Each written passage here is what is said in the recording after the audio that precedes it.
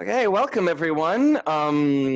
We are back. I know that since the last episode, there is a lot that we have to catch up on. We have a new president elect, but we will get to that next time because today we have a very special episode. This is part two of our conversation about sexual assault and sexual violence. So just quick trigger warning, if anyone here is triggered by any conversations about rape or sexual assault or sexual violence or anything like that, please go do something else. This episode is not for you. And with that out of the way, to our special guest this episode, take it away. Hi, everybody. I guess if you guys could clarify for me, because a lot has happened, but it really wasn't all that long ago that I was here with you. What was it, like 6 weeks? Yeah, more or less 6 weeks.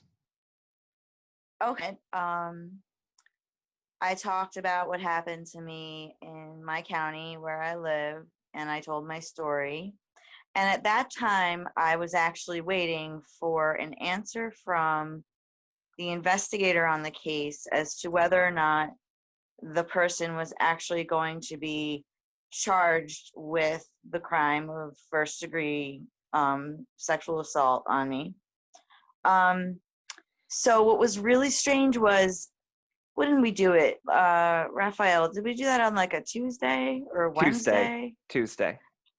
It was a Tuesday, right? Okay, so 3 days later, that Friday morning, and I had waited a couple weeks, and I was being basically stonewalled by the investigator at that point, which was surprising because he was really helpful, and he was a very good investigator to my knowledge. So I didn't feel very good about what was going to happen when he started stonewalling me. Then we spoke and we did the show. And then Friday morning, he called me and he was just like, well, the assistant district attorney for sexual assault in the county has decided that you don't have enough evidence to bring this forward. You know, like, it's a good thing it was 6 weeks ago and I waited this long to actually talk about it, because every time I hear myself say it, I still get this, like, I still get the urge to, like, throw whatever's in my hand. Like right now, I'm holding an angel made out of my favorite crystal, because crystals always help me. Raphael knows that. And, like, I want to throw the angel, and it's still 6 weeks later, and I'm still really, really angry. But what I had to do to get through it was actually try to put it behind me and focus on other things in my life. Because, look, when you're recovering from a traumatic event and you get to the point where you feel like you've done almost all you can do, you do have to step back for a while for your own self-preservation and for, like, the self-preservation of your family.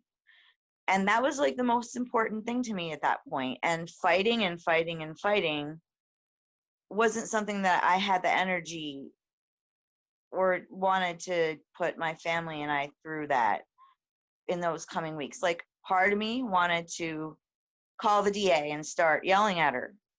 You know, she knows damn well who I am. We brought her up in the last time we spoke. I told you about her refusal the first time I pressed charges, and her comparing me to other cases of hers, and her not being able to work on the prosecution for Nikki Armando's case and passing it over to a misogynistic DA of a neighboring county. This DA specifically, like, you can expect that I'm not going to say her name, but if she's listening right now, lady, you need to be ashamed of yourself. You're part of the problem. You're a stain on womanhood. Like, it's hard for me not to curse. Women have been raped and murdered. Women have been raped and murdered because of this woman's fear of exposure as a weak woman who basically only cares about her own political interests, and she only cares about the political views of the party in the county that is represented by the judicial branch of the county. Do you know what I mean? Was that clear? Obviously, there's a very corrupt hand dealing with this ADA, and she really needs to be ashamed of herself. And, you know, what I did, and I know that it sounds like I'm meandering here, but I think that the thing is that once I start talking about this person, I realize that she is literally the crux of the problem, not just like this problem is a microcosm for what's going on in society right now. Is that, you know, honestly, Skye and Raphael, I used to be really, really angry at white cis men. Like, I used to lump them all together and be super mad, right? Because no one else has ever hurt me, right? You know? But now I think about it, I'm like, no, I have a group that I actually have a little bit more ire against, and it's not about trade. And the fact that this DA is a woman, I can't wrap my mind around it. Like a woman that would have that voted for Trump, you know, like, what's your angle? How? Or a person of color that voted for Trump, how on earth?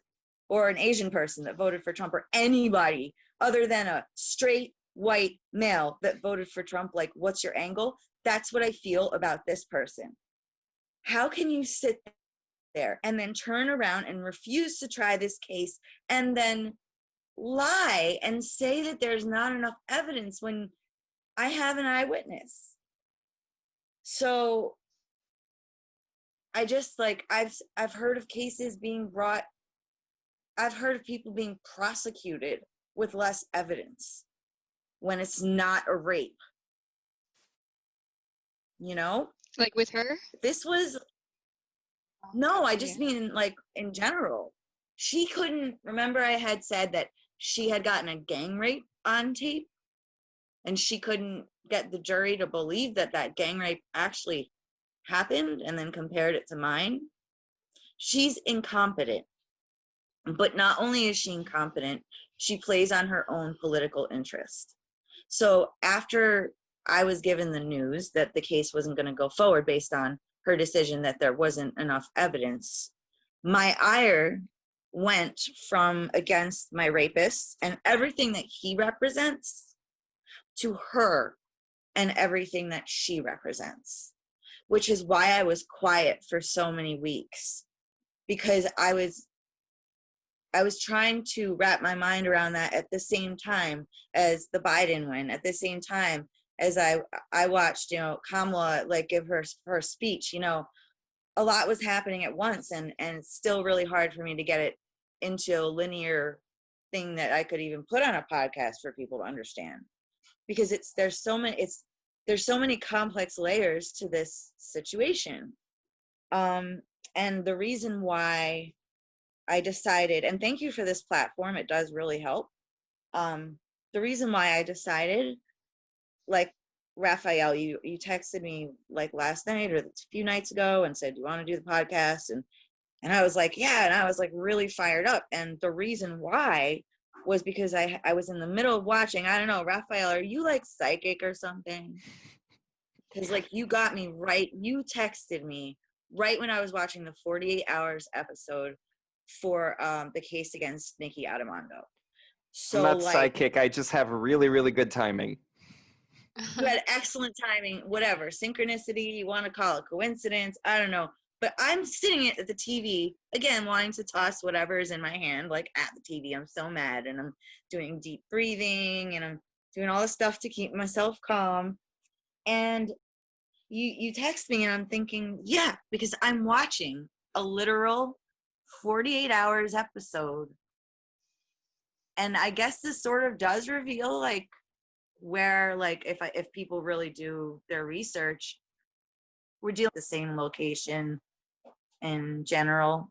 So, like, the people that wouldn't allow Nikki Armando to have justice are the same exact people that didn't allow me to have mine.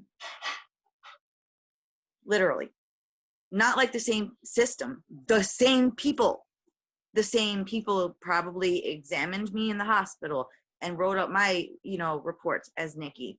The same cops in that town were the same ones that, refused to really do anything when she filed reports of abuse from her partner. So many things are tied together with that, and the whole We Stand With Nikki movement was kind of what got me going in terms of advocating for myself and for other survivors in the past few years. And I honestly didn't know that 48 hours was going to happen until just a couple of days before it did. And it was like a literal bomb drop. We watched that the other night. Not like in the sense of it caused problems in the family. I just mean like in the sense of the whole mood, changed. And I started thinking again, oh, I can't just do nothing about this. I can't just stay quiet. Because the same corrupt system that did this to her is doing it to me, and is doing it to several other women at the same time. And there's obviously a level of exposure there, but what are you going to do? You know what I mean? And the other thing too that I really wanted to point out about 48 hours, and this is about the narrative, like, when you're watching one of those shows and there's like a narrator in the back and they're like commenting as the story is going on and the people are being interviewed, right? Like, so the narrator is commenting and he's describing Nikki Armando's relationship with her abuser. And he says, or she says, I can't even remember. I was so upset at what they said. I couldn't remember if the narrator was a male voice or a female voice. Narrator goes, well, Chris raped Nikki, or no, Chris sexually assaulted her, forced himself on Nikki. It was either sexually assaulted or forced himself. Chris forced himself on Nikki, but the actual violence didn't begin for another few years. See, like last time I checked, rape was violence. This was on 48 hours, 3 days ago. This is how our media is portraying rape, that it's not violent. Like, watch it. It's there. It's like, I would say maybe like 15 minutes into the 45-minute show. It's right there. And, people want me to say, prove it, cite it. Well, there it is. And that is proof positive right there that this culture doesn't even view rape as a violent act, which hence another reason why I'm here talking to you guys, because, okay, it's wonderful that Biden's in there and Kamala's in there and things might change, but there's so much more work to do. And it's just so like unnerving and upsetting that it's like Nikki Armando is going to stay in jail for the next, 18, 19 years for defending herself against someone who is going to kill her anyway. And my abuser, rapist, is running around the same county where I live. And his fiance is about to pop out. His wife, who is the daughter of his deceased wife, is about to pop out a baby. So I'm pissed. And like, this is what I've got, is this podcast every once in a while to say, hey, you know what? I'm really mad, and I'm going to use my voice and say, this is clearly a result of a systemic system based in misogyny. I know that's like systemic system was way redundant, which is really shameful because I majored in English, so I might need to revamp that sentence. But the systemic problem is misogyny, in the sense that like misogyny crosses every culture, so watching the changes within society happening at the same time as I'm going through this brings me to the conclusion that if I don't say something, nothing's ever going to change. So that's pretty much all of it, and I think that the Oh, one more thing. Sorry, guys. I wrote an email to the ADA about a week after, or I gave myself a week to simmer down. And I wrote her an email. I don't remember if I sent it to you or not. I think I did. And in that email, I decided the best thing to do was to tell her that I'm onto the idea that she is, meaning her image, which has already been marred by her poor decisions and ineptitude. But I also forgave her for doing this because I realized that I couldn't carry this rage around, that it wasn't going to get me anywhere. So I actually did forgive her and tell her in that email that it doesn't mean that, I'm ever going to forget the damage that she's caused to the women of this county, but I couldn't hold this ire for her anymore. And I just wanted her to think about the impact that she's had on people due to her ineptitude. I like, I don't know where to begin. I didn't know about the Nikki Armando case, and it's really, I like just Googled it, and it's so wild to see like the similarities between your two situations. And it's really, first of all, I'm just grateful that you didn't get to that point, right? That you're not in her shoes. First, like for you and for your son and for your family, I'm super grateful for that. But second of all, it's just even more upsetting to see like just the damage that the people who are doing damage to you have done to someone else. Like it's just Yeah. mind blowing to see that, and to see that there's no change that has happened yet, right? Like this is still continuing. This will probably Well, fucking happen again. No cap. it was happening concurrently, all during the same year. So all the information that you're seeing about, all right, I was raped in 2016. She killed her partner in self-defense in 2017, months away, like months apart. It's the same Yeah. police, it's the same system, it's the same exact people. And that's, I would say, that's the largest similarity. Luckily for me, I didn't really have a relationship I only had a couple of weeks with the person in this county that did that to me. But you can't really quantify how long it really takes somebody to get to the breaking point of where, okay, they're going to kill you and you have to save your own life, right? Right. Very true. And I just need to be clear though, in terms of the DAs, I need this to be very clarified, and I'm sorry that I cut you off, but this is so important. The DA that was interviewed in the 48 Hours episode is not the DA of the county where Nikki Adamando and I live. She's a DA that refused to prosecute my abuser, is the same DA that couldn't deal with Nikki Adamando's case. Therefore, it was bought to the DA that was interviewed in 48 Hours, whose name is Shauna Kraus, who lied like President Trump, who twisted herself up in a bajillion freaking knots, trying to make it seem like Nikki Adamando planned and premeditated this guy's murder, which it wasn't a murder. So I just want you to understand that, that's how inept this DA of this county is that the neighboring county's DA had to take this shit over for her because she couldn't handle it. Because she knew she'd be prosecuting someone who, it would have been against her own self-interest to prosecute someone who she thought was killing someone in self-defense, right? So what does she do? Does she speak up for women of the county? No. She passes it to the most misogynistic bitch of a DA you could ever know. So it's her fault that Nikki Adamando's in jail, indirectly. And you'd think I'd be bitching about it like an old white man, but I'm not. That's the thing. That's why I'm so angry. There's nothing I can't stand more than someone who I think is a traitor.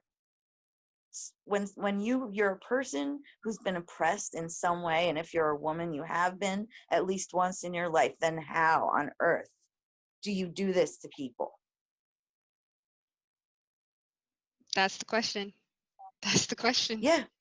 What's the angle? I need to know. I almost called David Pakman and asked him. By the way, great show on YouTube. You guys should totally check him out. If you don't watch David Pakman, he's awesome. Not sponsored. Not sponsored. Just putting that out there. I'm sorry. You can cut that out, guys. Although I do watch David Pakman. He is great. Check him out. Hashtag not spawn, but totally could be spawn. I mean, I could list that. I could blurt out a whole list, but I'm sure if someone put them in YouTube, all the other ones would pop up too. Yeah. So, you mentioned this really important point that it's a problem with the culture that we have, like this incredibly misogynistic culture. So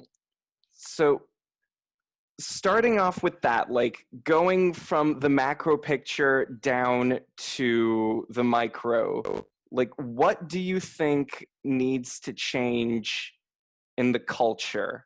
Like what specific changes do you think, as someone who's been there and has experienced this firsthand, like what do you think needs to happen? Honestly, it really rests in the hands of men, because look, you can't change somebody else's behavior, right? Like everybody knows that's like the number one thing in psychology is the only, and just in life, the only person's behavior that you have real control over is your own, right? So as women, we can, do what we're doing and use our voices and be advocates and, do what we need to do. But the bottom line is until men, and I don't mean like just the bad ones, I mean until all men that all of them, no matter how they identify sexually, if they identify as a male, they need to look in the mirror and realize that they are all men, because there's a conditioning. And it's like the only way that we can make major systemic changes against misogyny is to undo that conditioning. And that conditioning has been going on for like 40,000 years. So the only way to undo that conditioning, I think, is if men point out, the good men, quote unquote, right, call out the bad men. Just the same as like, and I hate using these words good and bad. Geez, I've got to really sharpen up on this, guys. My goodness. Hopefully when I start teaching them, that'll change. Oh, my rusty. Anyway, let's just say the men who are, the men who don't respect women versus the men that do. The men that do have respect for women and do understand trauma and don't think that we're honking pieces of meat to be owned need to turn to the men that they know, because they all know one, right? They all, no matter how much they deny it, and online they deny, I don't know any men like that. Yes, you do. All men know at least one man who's a misogynist, pig, or whatever, acts like one, and they need to open their mouths and say, no, we need to undo this conditioning. Women are not to be owned. Women can do what they want with their bodies. How would you like it if somebody told you that they owned you? How would you like it if your gender was, for basically treated as and objectified as something that could be taken into possession for thousands of years? And men need to understand that no matter how much they can't help it, they're conditioned because they were born into the gender. Just the very conditioning of, like, I used to be a preschool teacher, right? I myself am guilty of that conditioning. Boys line up on one side, girls line up on the other. I was at kindergarten. I'm guilty of it. There's just this deep conditioning within society. Just in the same way that racism is going to stop, is if you call out the perpetrators and you bring them to light. And the only people that can do that is people that the perpetrators are going to actually listen to, their kind. That's why when I see another person being racist, as much as I can, I call them out on it. It's not easy to do. It doesn't necessarily make me popular, but I do it because I know what it feels like to be fucked up because I'm a woman.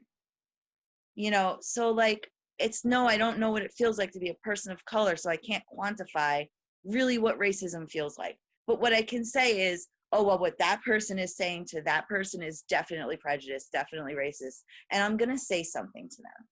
And if every man did that just once, the problem would be eliminated by maybe 45%. I couldn't agree more. Like, Good question. it's not enough to just be anti-sexism or anti-racism or anti-homophobia. Like, you have to call people out in your friend group or in your social circles when they are actively harming other people, right? Yeah. Definitely. I also want to like add to your thing, like there are a lot of women, as you already experienced, who still believe in misogyny, who still support those roles as well. So I think we as women can also call those people out because it's fucked up, for sure. Yeah. I mean, when I see another woman, whether it's online or in person, being a misogynist, something, especially on the internet, sometimes I get to be kind of a keyboard warrior. So my new thing is stop staining womanhood. Like you're like a stain on us because the misogyny is coming from inside the house. Like I'll use those terms, and for some reason, when you say stuff like that, like when you call people out, what they do is the way that they fight with you or argue with you is they do either the whataboutism, or they'll go on your profile and try to make fun of you, or like anything but the actual issue at hand. And I think that the lack of face-to-face interaction because of the pandemic, like I think it's skewing things. It's like it's throwing a wrench into the dating scene. I have a couple of friends who are single, who are out in the dating scene. Thank God I'm not. Like, thank God. And what they're going through right now with the misogyny is ridiculous. Like, I see screenshots of conversations, I'll do a social experiment on Facebook too. Do you guys want to hear about a little social experiment that I did? Yeah, I'm interested. Okay. So I don't really wear a lot of makeup. I'm not a makeup girl. I'm not like a girly girl, but I definitely like my long hair. I'm definitely feminist. Like I'm feminine in my own way, but I'm not like really like one of those. But for some reason, because I've been doing live videos, like reading books for preschoolers and stuff like that, I wanted to look nice. So I learned how to do those like wings on my eyes, I'm talking about, like the eyeliner wings. And it came out really good. And I was like, damn, I look good, right? So I was like, okay, well, I'm going to post this as my profile picture, which I don't even usually will post most of my face. It was just like I wonder what's going to happen if I do this. Post myself looking slightly different, wearing makeup, not the normal person that's out there that people are used to seeing. I had so many random guys freaking come out of the blue, try to friend request me, try to slide into my DMs, guys from all over the world for no reason. It says, first of all, right on my profile that I'm in a relationship, that someone that I'm married to, right? But that's even besides the point. Like, that's my personal time, and I just don't understand. I would just never do that. Like, I would never go on some person's profile and just start, if I didn't know them, harassing them. And this happens to so many women. And it was a simple change as to my profile picture and what image I was putting out just by the fact that I put eyeliner on. And it wasn't what I expected to happen. Just It was out of weird. curiosity, what were you expecting? I didn't expect any. I thought a lot of what happened was what I expected. Like my girlfriends were all like, "Ooh, yeah, you look good." I expected to maybe get like a couple of friend requests and messages, but not the amount that I got. You know, it was ridiculous. I got like I think 5 friend requests and like 4 DMs.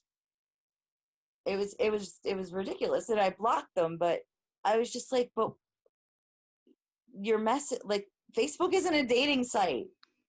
If it was Tinder, it would be something different. But like, why? It's an entitlement. It's a sense of entitlement. I feel like. Is that wrong, guys? I totally get it. Yeah. I mean, a sense of entitlement, and in the sense of like, I don't know if this happens to cis men. As far as I know, Got my husband's like it. super, you know, like it doesn't happen to him very often. And he's a handsome guy. Yeah. And So it's just, yeah, like hubba hubba. yeah, why do you think there is that discrepancy? Like, do you think it's just sexism, or is there something bigger at play here?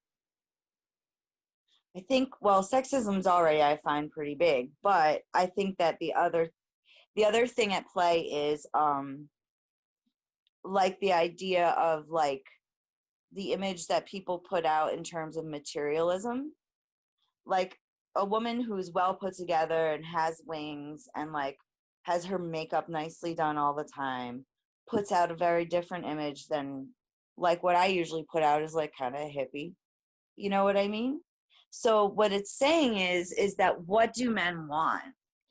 You know what I mean? What are they looking for? And apparently there's that sense of materialism where if you're going to spend half an hour trying to get your fucking eyes to match, doing up your face, and that's what the opposite gender wants, that's dumb. You're supposed to look on the inside. And I'm not saying that physical attraction isn't a part of a relationship, but it was just such a clear change. I think it goes back to that like conditioning too. Because right, like what we see in the news, what we see on Instagram, the images that we see of women today is totally different than the image that we saw from like women 20 years ago, right? And then 20 years ago, that was that standard. And then 20 years ago from there, that was a different standard. So I think this stand like today, the standard of beauty is makeup. Or that's the type of person that men see, and like I don't think there's anything wrong with makeup. I don't think you were saying that there's anything wrong with makeup either. I think like a lot of women do makeup for themselves, but yeah, it's just crazy. Well, that's why I did it. I was actually just like having fun with it because I was going to do like a live video. Like, I wasn't even really thinking about like, it wasn't until I got that first random friend request from a dude I didn't know where I was like, what changed? What did I do? What happened? And of course, what do I do as a woman? I look at my actions. Oh, what did I do to change someone else's behavior? And that's conditioning as well. Okay. And then to answer your question, Raphael, like it made me think like men are often told that they have to make the first step, right? Like they have to ask the girl out and they have to like talk to them and blah blah blah, and girls are expecting them to do that, which I don't think is true all the time. Like you don't have to do that shit. But also I was thinking like women, we're not taught to do those things, right? Like we're not taught to chase after a man, or we're not taught to contact a man first if we find him attractive. Like we're taught to wait until he comes, like wait and see. I don't think a lot of women, like some people don't follow that, and that's totally fine. Obviously live your life, but yeah, that just reminded me of like the roles that men are expected to play and that women are expected to play traditionally. Yeah, and like when it comes to that, that actually reminds me of our commencement speaker when we graduated undergrad was Heather McGee, who is the president of a think tank called Demos that deals with race-based issues. And she, in her speech, she brought up this really good point that racism hurts white people too. And I think it also applies to sex issues and gender issues where sexism hurts men as well as women.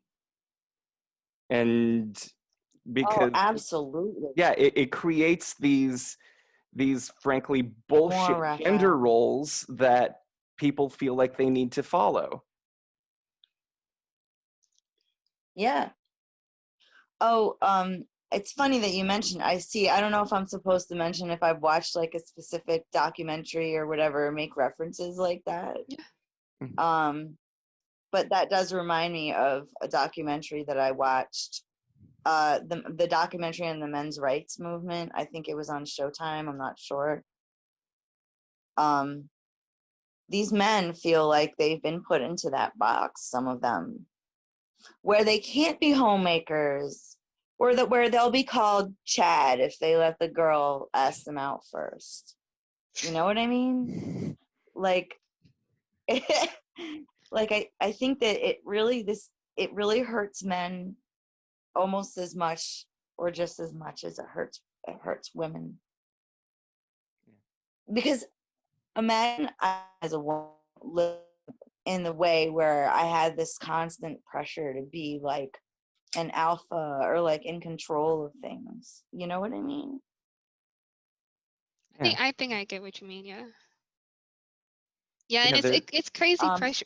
It's like crazy pressure to like be the breadwinner, to be the one that brings home the bacon or whatever. And it's like, sure, if that's obviously the way you want to live your life, sure, but like you don't have to live it like that. Like you can both be breadwinners, or the woman can be the breadwinner, and you can stay at home. But then that goes against society. So it's like, wow, what do you want to do with your life? Yeah. and I think that also, like men, one thing that I've noticed that there's still a horrible stigma against men crying. You know, Yeah.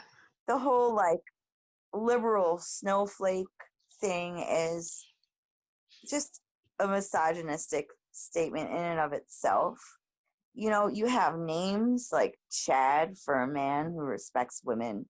And I think that so stupid. the level of misogyny So and sexism, stupid. it's so stupid. It's so stupid. Like the level of misogyny and sexism hurts men too, because think of my poor husband and son that have to live with me because I'm so angry. It hurts them, and they're good people. They don't deserve that. You know, my dad, my brother, they see my angst, they see my ire and my fear, and they're hurt by me being hurt. So men who are very good and respectful towards women are being hurt by misogyny in that way too, because they're watching the women they love suffer. Yeah, I didn't even think about that. Like that's true, and that fucking sucks for both of y'all, obviously. But yeah, I didn't even think about Sure. that. But you know what, I honestly see like some light at the end of the tunnel. I watched Kamala's speech with my goddaughter. I don't know if I mentioned that, but my best friend had an emergency and she had to drop my goddaughter off. She's like part of our little quarantine bubble. And she just happened to be there when Kamala gave her speech. And my goddaughter also is transitioning. So like just to observe and just watch, you know, the look on her face and to talk about this moment in history with her was really, really special. Especially because I don't have a daughter myself. And it really got me thinking into how is this child, when I'm gone, how is this child and how are her children, how is society going to treat them and perceive them? And more importantly, under Biden Harris, how is my goddaughter's transition going to be as she's going into being a teenager, you know? So I have higher hopes now for her than I did before. And I have higher hopes for America now than I did before. Our work is far from over, but I feel like there's more people listening now. And I feel like even with what happened to me and my justice, I don't feel like it's over. Like the battle is, I'm still in the throes of it. I'm not going to accept this not enough evidence bullshit, but I need to hibernate for the winter and gather my strength so that I can keep fighting and use the media to fight against it. Yeah.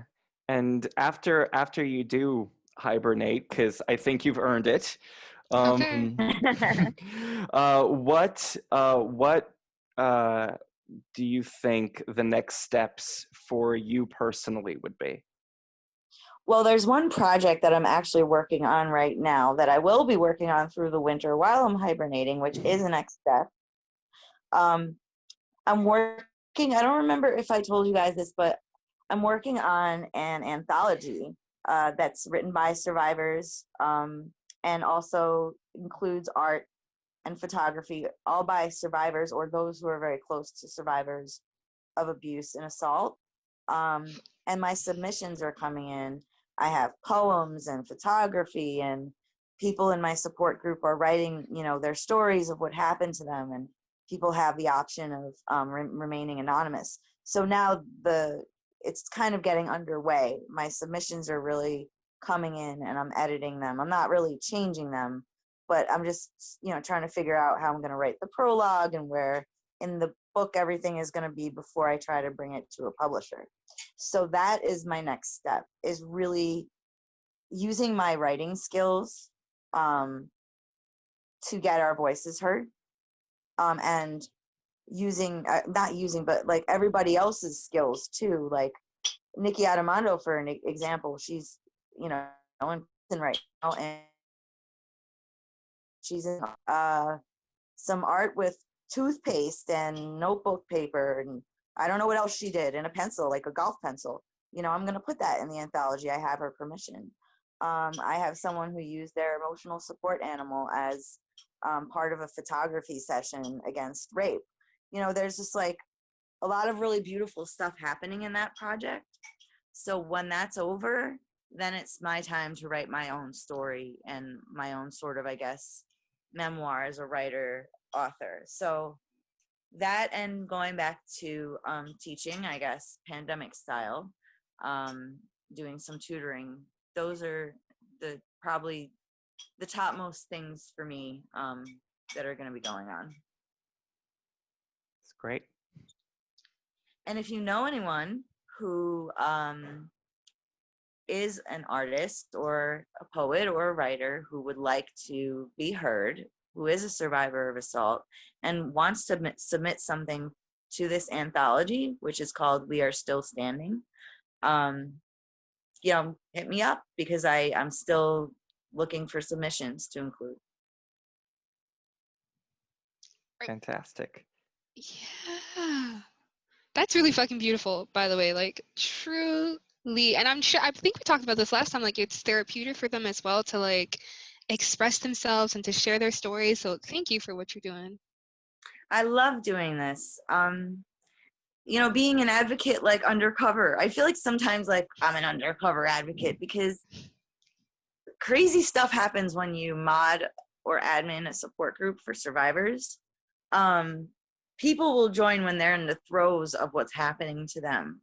So I'll have someone message me, oh, this just happened to me like an hour ago. What do I do? Or XYZ is lurking around in my parking lot. I'm scared. What do I do? Or, oh my God, my neighbors, they're fighting. What do I do? They have children there. It's like a couple times a week at least I'm getting questions. What do I do? What do I do? What do I do in this situation? And it just shows that there's so much more of a need for services, because these people are literally, I'm not a professional. I always tell them, you've got to call your local hotline, and I give them all the numbers that they need. But that's not what they're looking for. They're looking for someone who's been through what they're going through and has gotten through it. And it's sort of like something that it's just happening, and it's not something that I really can stop doing, even if it takes its toll on me, because I feel that as though I have a commitment to people. And you didn't, the thing about advocacy is, and I'm sure you can attest to this, nobody chooses to be an advocate, you know? Like, No, you're right. I guess not. Huh? yeah, nobody chooses to have like something horrible happen to them and then say, oh, I'm going to advocate so that this horrible thing that happened to me doesn't happen to other people. If we lived in like a utopian society, nothing horrible would happen to anyone, and there would be no need for advocacy. You do make a good point, but then we could get even more existential with that point and be like, well, we can't have love without hate, and we can't have joy without pain. Damn. That is very true. Damn. We're getting philosophical. Actually, damn. Really? Oh my God, that's all my husband's fault. He gets very deep, and we talk a lot about philosophy. He loves Soren Kierkegaard. Actually, we have a quote up in the kitchen, and I love this quote. It's very short. Faith sees best in the dark. And it's up in our kitchen now, and I'm always thinking about it. Yo, that's so true though, right? Because like, if you can see it, you really don't need faith for it, because you fucking see it. But like, if you can't see it, you need faith to keep going. Like, okay, Exactly. that's deep as fuck. It's something you could turn over in your for a while, right? And these are the types of things that do help you when you've been through trauma, is like thinking deeply about life and asking those really important questions. What am I doing here? Why am I here? Why is this important? And can you have love without hate and joy without pain? If I wasn't that type of person, I wouldn't be fighting so hard against what happened to me. You know what I mean? I would probably drove my parents crazy with the questions when I was little. Ha, I love it. Well, on that note, guys, I think I'm like I'm all ready to go to sleep so I can do some Thanksgiving cooking tomorrow morning. Before we let you go, though, are there any final words you'd like to say to our listeners, or maybe any survivors of sexual assault, or even the DA who might be listening to this? Any closing thoughts? Sure. I mean, if you're listening, I hope that you email me back, because it took me a really long time to carefully write out that email. So at least a few words back would be respectful and professional on your part. So I'll say that to that person. And to survivors, sort of look, I just want everybody that's a survivor to know that there's hope, that there's light at the end of the tunnel, because it seems like there's a giant sort of awakening happening right now in society, where the light is really being shed. It started with Me Too, and it's really being shed on this problem of basically men thinking a majority of men, even if they don't think they do, they think they do.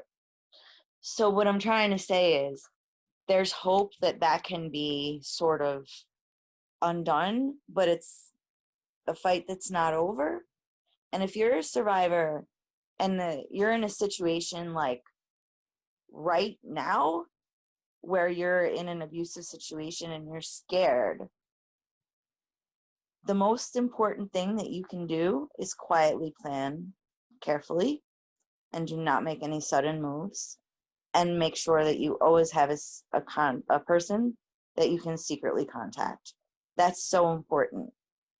And if you're a survivor and you've just pressed charges, the most important thing is that with every single interaction that you have with the police, with the DA, with the investigators, do it through email, so there is a record of it, so that you know, what's said is said, and there's a record, and you've got evidence if you need it, should anything ever come up later. And if you have to talk face to face with police regarding charges that you've pressed for abuse, please do not do it by yourself, and have an advocate or a good friend there with you. These are just things that I learned in this journey along the way.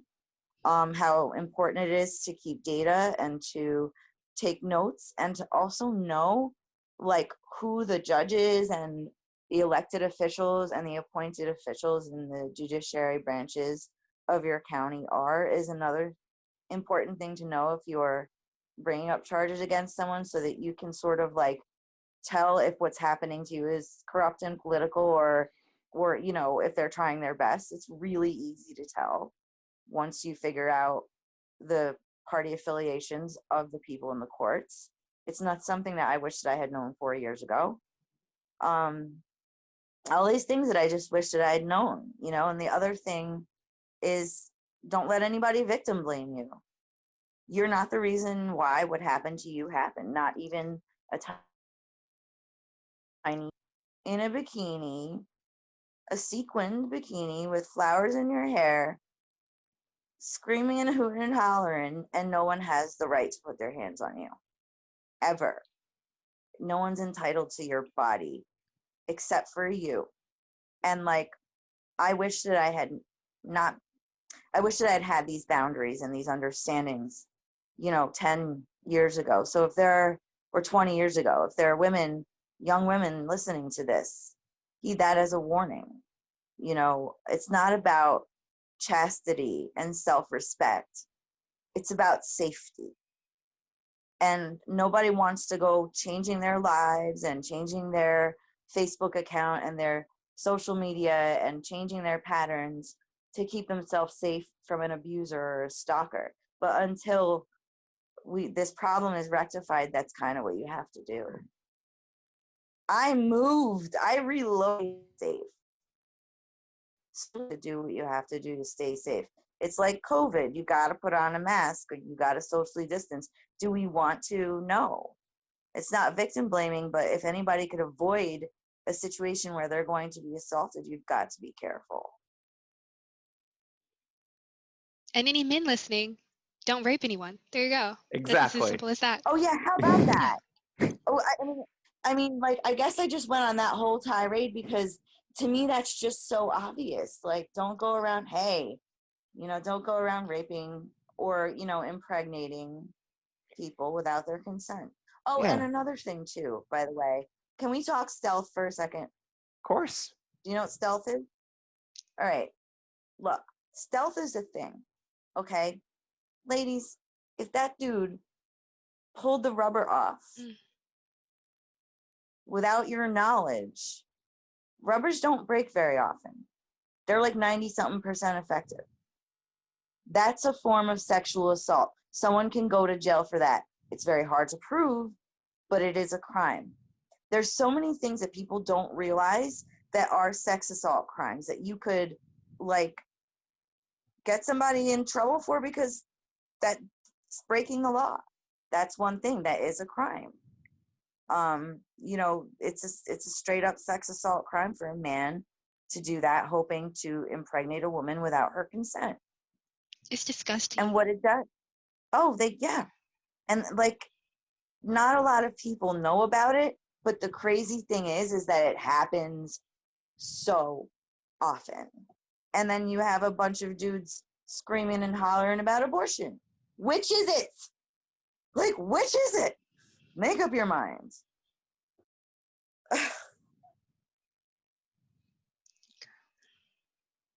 And on that note, that does it for us for this episode. We will see you all in 2 weeks. To our guests, thank you so much for coming on. You're welcome to come back anytime you want, and we can continue this conversation whenever you want. And with that said, see you in 2 weeks, everyone. Wow. All right, good night, everybody. Bye. Happy Thanksgiving. Happy Thanksgiving.